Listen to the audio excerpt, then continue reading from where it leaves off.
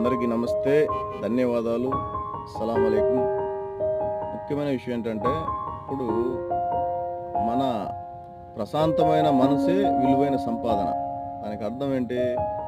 పక్కవాడు ఎంత సంపాదిస్తున్నాడు అనుకుంటే మనకు దుఃఖమే మిగులుతుంది. దానివల్ల మనం ఏంటంటే మన మనసును ప్రశాంతంగా పెట్టుకొని మనకి ఏదైతే పని ఉందో దాన్ని విలువతో చేసుకుంటే అదే నిజమైన సంపాదన. First point.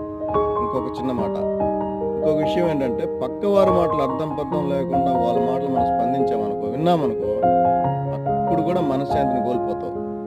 ఎందుకంటే మంచి మాటలు తీసుకోండి, చెడును అక్కడే వదిలేయండి, అప్పుడే మనం ప్రశాంతంగా ఉంటాం. ద్వారా ఎందుకంటే మీ ఫ్యామిలీ మీరు ప్రశాంతంగా ఉంటారు. దయచేసి ఈ కాలంలో మన ఇంట్లో మనమే పక్క వాళ్ళు ఎప్పుడైతే మన ఇంట్లో అధికారం చూపిస్తారో తారుమారొద్దు, జాగ్రత్త ఉండండి.